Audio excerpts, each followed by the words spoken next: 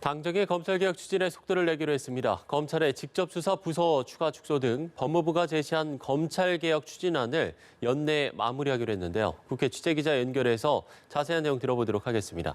한지 기자 전해주시죠.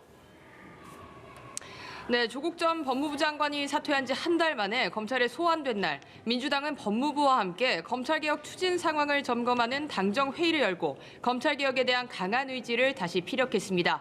이인영 원내대표는 검찰개혁은 시위를 떠난 화살과 같다. 돌이킬 수도 방향을 바꿀 수도 속도를 늦출 수도 없다면서 신속한 개혁을 촉구했습니다. 이인영 원내대표는 고위공직자 범죄수사처 공수처 설치에 반대하는 한국당을 겨냥해 제1야당이 아직도 개혁 김빼기 미련을 버리지 않는 것 같다고 비판했습니다.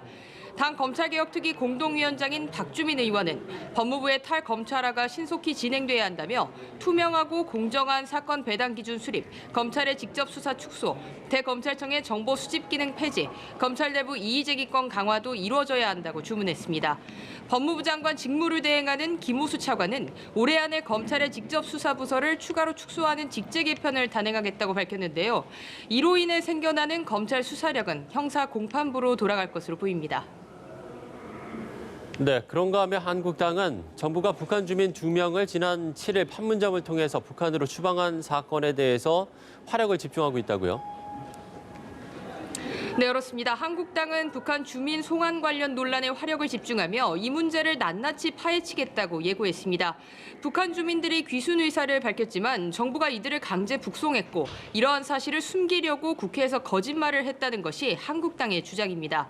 황교안 대표는 김현철 통일부 장관이 거짓말을 했다며 정부가 북한 어민들을 강제로 북송한 건 귀순자를 북한의 공개 처형장으로 돌려보낸 만행이라고 날을 세웠습니다. 나경원 원내대표도 북한 선원 2명을 추방한 데 대해 특정 상임위원회에서만 다루기 어려운 사건이 됐다며 국정조사를 추진하겠다고 힘을 실었습니다. 자유한국당은 정부의 북한 주민 강제 송환 과정에 위헌과 심각한 인권 침해가 있었다고 판단하고 이 문제를 파헤치기 위한 태스크포스를 꾸렸습니다. TF 단장은 이주영 의원이 맡았고 국회 국방위, 정보위 외통위 등 관련 상임위의 한국당 간사 등이 참여합니다. 이 의원은 정부의 강제 북송을 헌법상 용납될 수 없는 심각한 인권 침해 행위로 규정하고 대응해 나갈 것이라고 밝혔습니다. TF는 오늘 첫 회의를 열어 통일부와 외교부, 청와대 등 관계 부처로부터 보고를 받을 예정입니다. 지금까지 국회에서 연합뉴스TV 한지입니다.